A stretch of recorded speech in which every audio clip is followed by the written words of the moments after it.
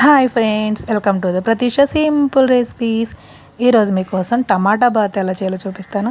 ఇందుకోసం stove on చేసి ఒక ప్యాన్ పెట్టుకొని 3 గరిటెలు ఆయిల్ పోసుకొని ఆయిల్ హీట్ అయిన తర్వాత వేరుశనగ పప్పులు తాలింపులు వేసుకొని చక్కగా ఫ్రై చేసుకోవాలి. చూసారు కదండి, వీడియోలు చూపిస్తుంటే ఇలా ఫ్రై చేసుకొని ఫ్రై అయిపోయిన తర్వాత పచ్చిమిర్చి ఉల్లిపాయలు వేసుకొని ఇవన్నీ కొంచెం లైట్గా కలర్ షేడ్ అయిన తర్వాత ఒక పెద్ద టమాటాని వేసుకోవాలండి. చూసారు కదండి, టమాటాలు పూర్తిగా మగ్గిపోవాలండి. కొంచెం సాల్ట్ వేసుకొని పూర్తిగా మగ్గనిచ్చుకోవాలి. ఇదంతా మగ్గిపోయిన తర్వాత మనం ఏ గ్లాస్తో అయితే రవ్వ తీసుకుంటాం అదే గ్లాస్తో 3 గ్లాసులు వాటర్ అనేది కరెక్ట్గా కొలత సరిపోతుందండి.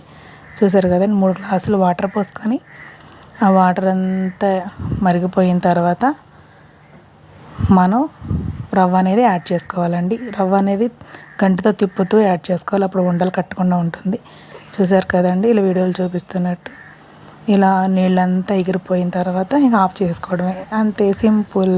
మీరు కూడా ఒకసారి ట్రై చేయండి, కామెంట్ చేయండి. Bye bye.